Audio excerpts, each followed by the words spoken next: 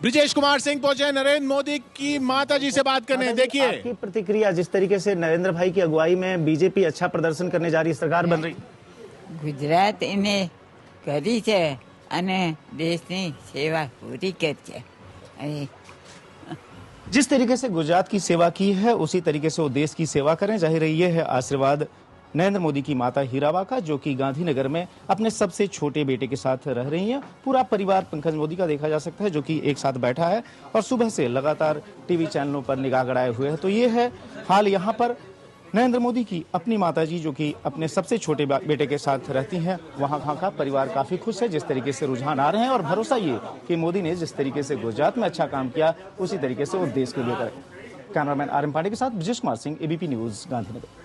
211 अपने दम पर बीजेपी, 244 एनडीए, 272 से दूर बस 28 सीटें। अभी तो सिर्फ 414 रुझान आए हैं। मिश्रा जी, उनकी माता जी जैसा बोली, जैसा परिवार वहां पर दिख रहा है, ये परिवार वहीं रहता रहेगा, ये परिवार भी दिल्ली आएगा? मुझे नहीं लगता कि उनका परिवार दिल्ली आएगा, वो वहीं रहेंगे। जिस तरह से बात आजकल ये भी चली थी कि उनकी पत्नी भी आएंगी, वो नहीं, वो जिस तरीके से जैसे रह रहे हैं वैसे ही रहेंगे। और ये बात अगर आप देख रहे हैं तो अब की बार मोदी सरकार, वाकई मोदी सरकार है, प्योर मोदी सरकार। ये सिर्फ मोदी की सरकार है, ये बीजेपी की सरकार नहीं है। शंकर, हम लोग अभी बात कर रहे थे कि यूपीए की कैबिनेट में कितने लोग बचे हैं, मतलब कोई जीत पाया नहीं पाया। बागपत में अजीत सिंह हार रहे हैं, कपिल सिब्बल ट्रेलिंग है। कैबिनेट, मुझे लगता है कैबिनेट में जितने थे बस उतने ही बचेंगे। जो कैबिनेट वाले नहीं, संख्या उतनी बचेगी जितने मंत्री थे बस। नहीं, वो कैबिनेट की संख्या भी नहीं पार कर पाए। बाजार में जबरदस्त उछाल, सेंसेक्स 25,000 के पार। सेंसेक्स 25,000 के पार पहुंच चुका है। प्रांजल, ये बाजार को भी इतनी उम्मीद नहीं थी। बाजार को एकदम उम्मीद नहीं थी, और जिस तरह से 3 साल से, अगर आप देखें 3-4 साल से दबा हुआ था बाजार, और अब 3 साल के बाद जो उनका पूरी एनर्जी है वो बाहर निकल के आ रही है। तो मुझे लगता है शाम तक आप देखेंगे, जब तक बाजार बंद होगा, कुछ नए आंकड़े पार कर सकता है ये। मोदी की माता जी की हम तस्वीरें देख रहे हैं। नरेंद्र मोदी की माता जी किस तरह से माला जप रही हैं। शीला, आपने सुना भी उनको, वो ये देखिए, तस्वीरें भी देखिए। जाहिर है कि प्रधानमंत्री की माताजी बनने है तो वो खुश होगी जो परिणाम आ रहा है, क्योंकि उनके बेटे की जो मेहनत है वो सफल हो रही है। 245 एनडीए अभी से पहुंच चुका है, अभी सिर्फ 400।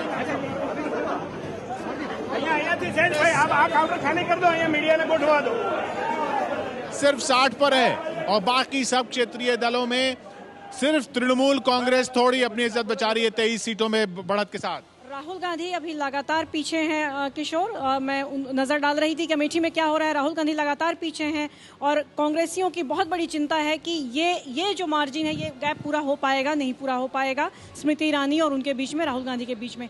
दूसरी चीज, मुंबई से जो मैं देख रही हूँ, मिलिंद देवड़ा वहां पे आगे चल रहे हैं। महाराष्ट्र से एक अच्छी खबर एनसीपी चीफ के लिए भी है, उनकी बेटी सुप्रिया सुले आगे चल रही हैं। तो ये कुछ प्रोमिनेंट नाम है जो कि अभी शुरुआती रुझानों में आगे चल रहे हैं। दिव्यांग लीडर ऑफ ऑपोजिशन का मिलेगा कांग्रेस को? मेरे ख्याल से बहुत मुश्किल लग रहा है जिस तरह से हाल चल रही है। आप ये देखिए कि असम की अगर आप बात करें तो वहां 8 सीटों पर बीजेपी जीत रही है, यानी वहां भी कांग्रेस सिर्फ 2 ही सीटें हैं जहां कांग्रेस कुछ वहां फाइट दे रही है। बाकी असम में भी एक तरीके से भाजपा की लहर दिखाई देती है। जब उनका एजीपी से कोई गठबंधन नहीं है, किसी से कोई गठबंधन नहीं है, जबकि अरुणाचल में मैं बता ही चुका हूँ कि लगातार 2 सीटों पर आगे चल रही है बीजेपी। वहां कोकराझार की सीट भी देखिएगा।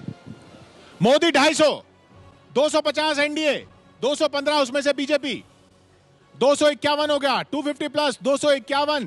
नरेंद्र मोदी 251, एनडीए 251, बीजेपी 215 अकेले अपने दम पर। अभी सिर्फ 427 रुझान आए हैं। शिवसेना 12, अकाली दल 5, टीडीपी 12। और विश्वास देख रहा था देश के सार्थक बदलाव के लिए। अगर उसका 50% भी ईवीएम मशीन में आ जाता तो देश के चुनाव नतीजे करिश्माई होंगे। लेकिन आप इसको क्या कहेंगे, नरेंद्र मोदी की लहर कहेंगे, या जो जानकार कुछ कह रहे हैं कि ये सरकार के खिलाफ, केंद्र सरकार के खिलाफ नेगेटिव वोटिंग है, क्या कहेंगे आप इसको? देखिए, ये भी गलत है। मुझे लगता है कि आज के दिन ये सिर्फ यूपीए की परेशानियों के कारण वोट नहीं है। सही कहा आपने, यूपीए की विरासत असहाय भारत, असुरक्षित भारत, पीड़ित भारत, दुखित भारत। लेकिन लोगों ने नरेंद्र मोदी में और भाजपा में आशा देखी, विश्वास देखा, और ये नतीजे सिर्फ नेगेटिव वोट नहीं है, ये एक पॉजिटिव वोट है। और विकास जी, कभी नहीं भूलिए, 1984 के बाद पहली बार देश में एक प्री पोल अलायंस सीधा क्लियर बहुमत की ओर आगे बढ़ रहा है। इसे आप छोटी घटना मत मानिए। लेकिन आप कह रहे हैं कि देश के लोगों ने आशा और उम्मीद देखी, लेकिन पार्टी के भीतर लोग आशा और उम्मीद नहीं देख रहे हैं। ये कहा जा रहा है कि सुषमा स्वराज नरेंद्र मोदी की कैबिनेट का हिस्सा नहीं बनना चाहती हैं और उन्होंने मंत्री बनने से इनकार कर दिया है। तो पार्टी के भीतर लोग आशा और उम्मीद क्यों नहीं देख रहे हैं नरेंद्र मोदी के भीतर? बिल्कुल, पार्टी एक है, सब लोग साथ हैं। अखबार की काल्पनिक टिप्पणियों पर मुझे कुछ नहीं कहना है। आज के दिन उत्साह का दिन है, जनता उत्साहित है, पार्टी के कार्यकर्ता उत्साहित है, हम सभी हैं और शायद कुछ कुछ आप भी हैं। लालकृष्ण आडवाणी अपने परिवार के साथ, बेटी के साथ चुनाव नतीजे देख रहे हैं। लालकृष्ण आडवाणी, क्या चल रहा होगा लालकृष्ण आडवाणी के मन में मिश्रा साहब? जी, आडवाणी नतीजे देख रहे हैं, ये देख के क्या क्या सोच रहे होंगे? सोच रहे होंगे कि वहां गांधीनगर में भी जीते हैं तो मोदी की बदौलत जीते। अमेठी में राहुल गांधी लगातार पीछे चल रहे हैं, लेकिन बड़ी बात यह 1984 के बाद पहली बार किसी पार्टी को बहुमत मिलेगा। 1984 के चुनावों के बाद पहली बार किसी पार्टी को बहुमत मिलेगा, ये साफ दिख रहा है। एनडीए का आंकड़ा 300 के पार भी जा सकता है। कांग्रेस 100 सीटों से नीचे रह सकती है। कांग्रेस 100 सीटों से नीचे रहेगी। अमेठी में राहुल गांधी पीछे चलेंगे। एनडीए 300 से आगे जाएगा। बीजेपी को अपने दम पर बहुमत मिलेगा। नरेंद्र मोदी प्रधानमंत्री बनेंगे। ये सारी बातें नरेंद्र मोदी रैली में कहा करते थे। दिल्ली की सभी 7 सीटों पर बीजेपी आगे। दिल्ली की सभी 7 सीटों पर बीजेपी आगे। राहुल गांधी अमेठी में पीछे। कांग्रेस यूपीए 100 सीटों से नीचे। बीजेपी एनडीए 300 सीटों से ऊपर। बीजेपी का अपने दम पर बहुमत। ये सारी बातें नरेंद्र मोदी अपनी रैलियों में कहा करते थे। आप 16 मई को अपनी टीवी स्क्रीन पर देख रहे हैं। ये 16 मई 2014 वो हो रहा है जो 1984 के बाद कभी नहीं हुआ। एक पार्टी को बहुमत मिलने जा रहा है। किशोर, ये नतीजे कुछ वैसे हैं जो कि शायद बीजेपी के नरेंद्र मोदी ने जरूर सोचा होगा, लेकिन बीजेपी के नेता भी नहीं सोच रहे थे कि इस तरह के नतीजे आएंगे और इस तरह की उनके पक्ष में लहर है, हवा है और मतदाता इस तरह से वोट करेंगे। दिल्ली की बात करें तो दिल्ली को लेकर के नेताओं को बिल्कुल यकीन नहीं था। खुद बीजेपी के कई नेताओं से हमारी बात हुई है जो कि 4-3 तक की बात करते थे। तो वहाँ पे अगर 7-0 हो रहा है तो निश्चित तौर पर बीजेपी के अपने आकलन से भी ज्यादा दे रहे हैं बाबा भोले की नगरी से कि किसी भी स्थिति में नरेंद्र मोदी नाम नहीं, अब बवंडर बन चुका है, बहुत ऊर्जा में। सर, पहली बात तो आपने फेकू कहा, अब नतीजे आपके सामने, अभी आप फेकू कह रहे हैं तो शायद आप गलत फहमी में हैं। फेकू नहीं है, ये नतीजे सामने हैं। देश की जनता ने मोदी जी को स्वीकार किया है, आप भी स्वीकार करिए। अब की बार मोदी सरकार देश की जनता मान चुकी है। अब की बार मोदी सरकार। जी बताइए, क्या कह रहे थे? अब की बार मोदी सरकार, यानी आप लोगों ने मान लिया है कि सरकार बन रही है। पहला तो आपने स्टार्ट किया, फेकू कार्ड दिखा रहा है। आई डोंट अंडरस्टैंड, ये फेकू क्यों स्टार्ट किया आपने? फेकू आप मानिए या ना मानिए, लेकिन देश जो है वो कहता है आज यहाँ पर एक कार्टून है, कार्टून में कहा जा सकता है। आप बताइए क्या लग रहा है, सरकार बन के रही? बार मोदी सरकार आ गई है, उसमें ये तो आंकड़ा बहुत पहले से देखा जा रहा था। हर हर महादेव। बीजेपी दफ्तर में पूरे उत्साह में हैं लोग और यही हाल दूसरे बीजेपी दफ्तर में है। 2 बीजेपी दफ्तर यहाँ पर है, दोनों में जो बीजेपी कार्यकर्ता हैं वो टेलीविजन के सामने हैं और पूरे उत्साह में हैं। कैमरामैन अजय तिवारी के साथ रविकांत, एबीपी न्यूज, वाराणसी। मोदी लहर के बावजूद अमृतसर सीट से अरुण जेटली अभी भी पीछे। अरुण जेटली अमृतसर सीट से पीछे चल रहे हैं। अरुण जेटली अब बस यही कुछ दिलचस्प सीटें रह गई हैं। बाकी सब तो तस्वीर साफ दिख रही है, वो दिख रही है जो बताई गई थी। मेनका गांधी पीछे चल रही हैं, अरुण जेटली पीछे चल रहे हैं, राहुल गांधी पीछे चल रहे हैं। लेकिन इस लहर में भी अरुण जेटली पीछे चल रहे हैं। सिर्फ 13 दूर, 272 से सिर्फ 13 दूर और सिर्फ 100 सीटें रहती हैं। 100 सीटों का रुझान आना बाकी है। 100 में से सिर्फ 13 चाहिए 272 तक पहुंचने के लिए। अजीत सिंह जी का हारना, वेस्टर्न यूपी के अंदर जिस पॉलिटिक्स की शुरुआत हुई थी मुजफ्फरनगर के दंगों से, उसमें भारतीय जनता पार्टी को कामयाबी मिली है और वो वेस्टर्न यूपी को नहीं, पूरे उत्तर प्रदेश को उसके जरिए से बांटने में कामयाब हुए हैं। अमित शाह जो बांटने की राजनीति गुजरात से जिन्होंने शुरू की, उन्होंने उत्तर प्रदेश में आकर के भी उसी बीमारी को फैलाने का काम किया। और मेरा ये मानना है कि उसके बाद खुद नरेंद्र मोदी जी ने जिस तरह जात पात का कार्ड खेला है, उसके नतीजे में आप देखते हैं बीएसपी को भी जो नुकसान हुआ है। मुझे लगता है कि वो भी जात पात की राजनीति जो उन्होंने की है उसका भी कुछ असर हुआ है।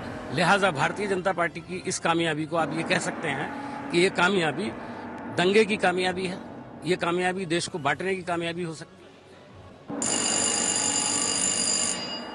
आरएसएस के बड़े नेता 3:30 बजे दिल्ली में प्रेस कॉन्फ्रेंस करेंगे। 3:30 बजे संघ के बड़े नेता प्रेस कॉन्फ्रेंस करेंगे। बलदेव भाई, संघ के बड़े नेता, संघ तो कह रहा था हम चुनाव नहीं लड़ रहे। नहीं, संघ चुनाव नहीं रहा, लेकिन देश की जो परिस्थितियां हैं संघ उसके बारे में तो सोचता है। इतना बड़ा बदलाव हो रहा है। देखिए, ये 77 के बाद भले 84 का उदाहरण दिया जा रहा हो, ये पहला मौका है जब जनता ने कुशासन और जन विरोधी नीतियों के खिलाफ इतना एकजुट होकर वोट दिया है। और उसी का ये नतीजा है कि भारतीय जनता पार्टी, और जिसे मोदी की लहर कहा जा रहा है, ये लहर नहीं है, ये तूफान है। और इस तूफान में ऐसे सारे लोग ढह गए जो धर्मनिरपेक्षता के नाम पर मजहबी राजनीति करते थे और देश के विकास और सुशासन को ये कहकर नकारते थे कि मोदी तो सांप्रदायिकता का प्रतीक है। मोदी ने ये जवाब दे दिया है, देश की जनता ने जवाब दे दिया। इसका मतलब ये हुआ कि 84 के बाद कभी संघ ने अपनी सक्रिय भूमिका नहीं निभाई लोकसभा चुनाव में। देखिए, संघ लोकसभा चुनाव में चुनाव के हिसाब से कभी भूमिका नहीं निभाता। संघ तो समाज में जागरण पैदा करता है, और संघ का ये जो चुनाव परिणाम है, इसमें संघ की भूमिका तलाशना ये बेईमानी है। हमारे साथ नरसिम्हा राव भी जुड़ गए हैं, बीजेपी के सेफोलॉजिस्ट, बीजेपी के सारे आंकड़े। आपने क्या ये इस तरह इतनी सीटें दी थी खुद? मैं जो 4 दिन पहले जो रिलीज किया था उसमें मेरा आंकड़े ये थे, उससे भी हम आगे जा रहे हैं। 303 इंडिया। जी वही मैं कह रहा हूँ, आपने जो दिए थे उससे भी आगे जा रहे हैं। अब अभी देखिए, अच्छा, मेरे लिए बहुत सौभाग्य की बात होगी। मैं भी हमने जो उम्मीद किया उससे भी ज़्यादा है। बीजेपी के लिए मेरे आंकड़े थे 253, 253। अभी जो ट्रेंड है उसके मुताबिक लग रहा है 270 हम छू सकते हैं, लेकिन 253। कांग्रेस के लिए मेरे आंकड़े थे 66 और यूपीए के लिए 89। तो वो कहीं ना कहीं उसके आसपास ही रहेंगे, ऐसे दिख रहा है। नरेंद्र मोदी की माताजी की तस्वीरें आप देख रहे हैं। नरेंद्र मोदी प्रधानमंत्री बनने जा रहे हैं। बीजेपी हो सकता है अपने दम पर 272 तक पहुंच जाए। एनडीए का आंकड़ा 300 से पार जाना तय है। नरेंद्र मोदी की माताजी आप देख रहे हैं, प्रार्थनाएं जो उन्होंने की वो आज सफल हुई हैं। हम एक छोटे से ब्रेक के बाद लौट रहे हैं। ब्रेक का मतलब ये नहीं कि आंकड़ा नहीं दिखेगा आपको, आंकड़ा दिखता रहेगा। हम लौट रहे हैं 1 मिनट में, सिर्फ 1 मिनट।